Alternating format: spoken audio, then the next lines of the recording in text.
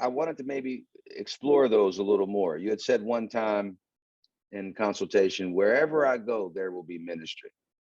And I'd love to hear, like, where'd that come from? When I get there, I'm going to get there. Yeah. And when I get there, it's going to be okay.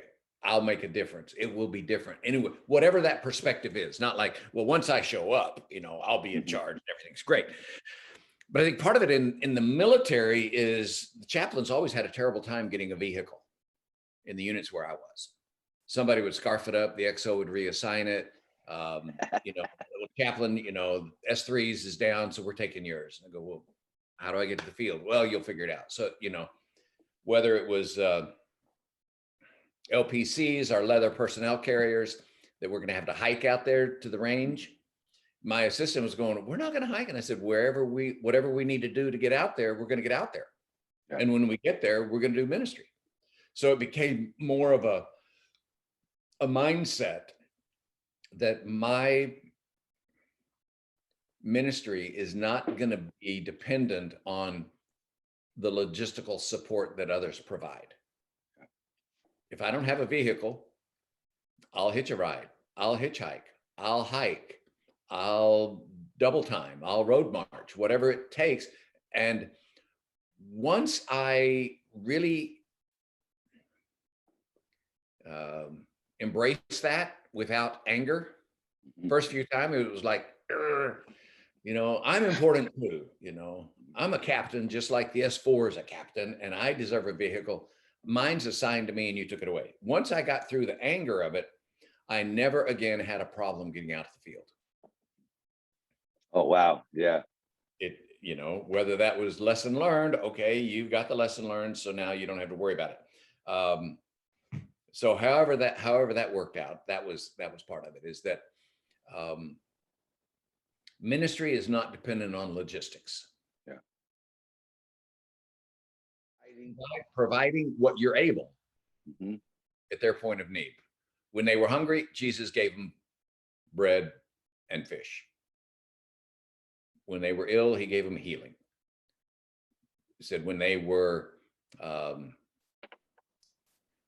is the phrase? He saw them wandering about as sheep without a shepherd, and he sat down and began to teach them. So whether it was teaching, whether it was healing, whether it was food, whether it was encouragement, what he was able to provide at that point of need is what they got. So if you're mentoring a guy and he's hungry, well, then your mentoring time should be taking place over a table of food, kind of. Yeah. Well, here, I've got this Bible study. We got to get through this first. And then if you got time for food, that's on you. If they need food, give them food. I mean, that's just kind of a silly example, but sometimes what we really need is to sit down with somebody with a cup of coffee and just talk. So what is ministry is, you think, well, what did Jesus do in ministry? Everything he did, and I guess part of it goes back to Richard Rohr concept is we are spiritual and everything that we do has a spiritual component, and the world is spiritual. Our relationships are spiritual. So when are you not spiritual? Well, when I'm sitting down by a fire drinking a beer, that's not very spiritual. Well, if you want it to be, it can be. So when we look at ministry of Jesus, everything that he did was ministry. Yeah. Everything he did had a spiritual component in the sense that there was not a division. There was not a dichotomy between, well, this is natural and this is spiritual. This I got to do because it's part of being a human being. This I do because it's being the Son of God. So is feeding 5,000 people spiritual or physical? Well, why make the division? Yeah.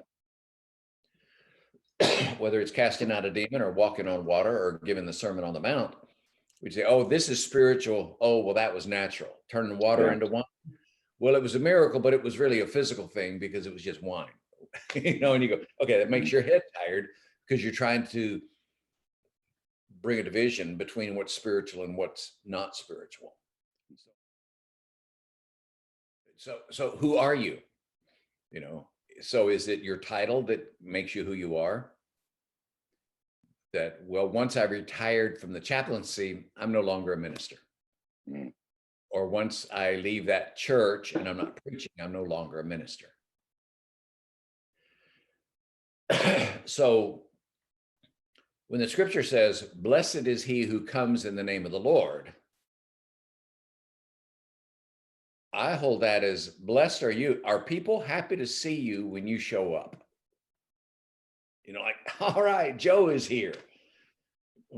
So what? Well, wherever he shows up, it's good. Yeah. Or, oh, Yeah. here comes Joe. I look, you know, I got to go somewhere, you know. Yeah. So blessed is the one who comes in the name of the Lord. And I hold that as, are people pleased to see you? Does it bring them joy when you enter into the situation? If so, then you're being a minister, you're doing ministry, however we want to say that. But really, you're just being you. Yeah. So when Jesus was calling his first disciples to him, and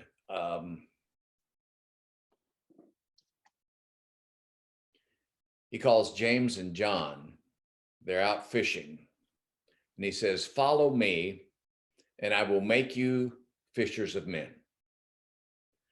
In the literal Greek, it was, I will make you to become fishers of men.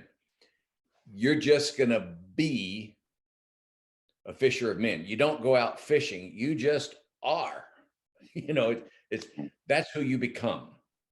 So the viewpoint is not that I got to really work on being a fisherman. No, I got to really work on following Jesus. Because Jesus said, follow me, and I will make you to become this.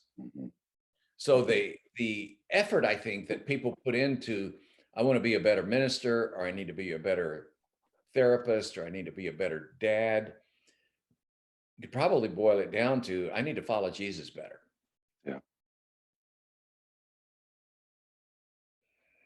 I would go back to the Sermon on the Mount, prayer, fast, give. Because Jesus said, take up your cross and follow me. So to take up your cross means you're already a convict. You've been convicted and you're going to die. You don't carry a cross unless you're going to die. You're dead. So to be dead is to let you demonstrate your ego doesn't have anything to do with it. You know, convicted people don't get to show off. You know, they're not showing out like, look at me, look at my cross. You know, it's like, oh. Yeah, mine's bigger than yours. Yeah, my cross. Yeah, no, they don't do that at all. They're all going, no, we're all in a row to die. So when Paul says, I have been crucified with Christ, nevertheless I live, and the life that I now live, I live by faith in the one who died and gave himself for me. So I'm crucified, I have died. So that aspect, look through it in Romans, of sanctification, which is, I no longer live. I died on the cross with Jesus. And I gave my life up the same that he gave his. But I'm still alive, but I'm alive because of faith in him, because he did it for me. And I'm merely replicating or identifying with his death in me. So when my ego says, it's all about me, I go up, I need to die to that. How do I do that? I need to not make it about me. And praying, giving, and fasting are ways to help you see that, focus on that. See, so if we were to dissect out those three, so giving is probably, well, none of them are easy. But giving strikes at our capitalist viewpoint. I am going to give money to people, number one, who don't know who I am, who can't pay me back, who are not part of a tax deductible donation, because this money is not about me. Well, I worked hard for it. I worked, da, da, da, da. Well, then you probably need to give it away because you think you deserve something.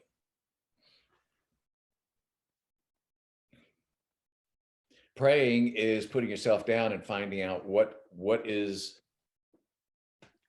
the Father saying to me today.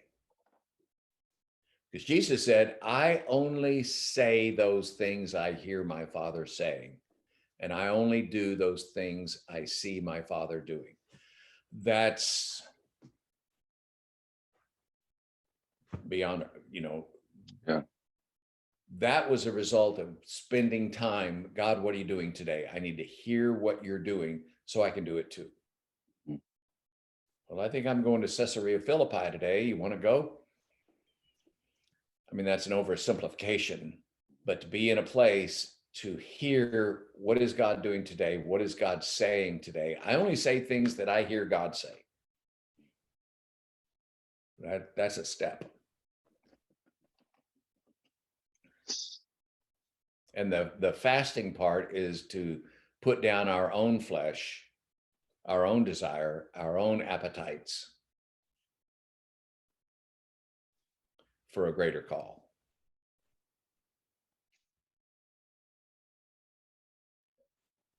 So what would it be if you started off in the morning? God, I want my steps to be led by you. I want you to guide my steps, guide my conversation, guide my thoughts throughout the day. And then you go throughout the day. And at the end, you go, I don't know if God really led me or not. Well, has he led you before without you knowing it? Yes. So you can thank God at the end of the day. Thank you for leading me and guiding me and directing me. And then you might get convicted like, well, I probably shouldn't have said that. So I don't think that God is really leading me. Okay, I repent of that because I'm not real spoofed. All right. As we progress in that relationship dynamic of I believe that God leads me even when I don't know it, and I ask God to lead me, guide me, direct me, however we want to say it, even when I'm not aware of it. And then at the end of the day, I am appreciative and I'm grateful and I thank God for leading and guiding and directing me. Then what happens as our inner man is being renewed is that throughout the day, we begin to get inclinations that this might be God. Yeah. Yeah. Well, that's now a whole nother dimension, because now we're in the moment. And then at the end of the day, thank you for leading me at this time, at this situation, because I recognize you. Then it continues to grow to the point that we hear ahead of time. Yeah. God, direct me and guide me and lead me, sustain me, nurture me throughout this day. And we go, oh yeah, I got that meeting at 9 o'clock with Joe. What do you need me to say? Okay. All right. Got it. So when it happens, we already know because we've heard what God is saying. Then at times we go, oh, I didn't expect this to happen. What's going on? And we get the influence, the impression, the idea, the concept, the something. We'll say this. You say it and you go, wow, that was God. So then at the end of the day, your prayer has changed from, I don't know what you did, but I'm sure you did something. So thanks a lot, to I see what you're doing. I understand. And thank you for allowing me to be a part of it knowingly. So that is part of the progression of the inner man being renewed from I think you're out there doing something to I recognize now, sometimes even beforehand, what you're doing, and I'm a part of it.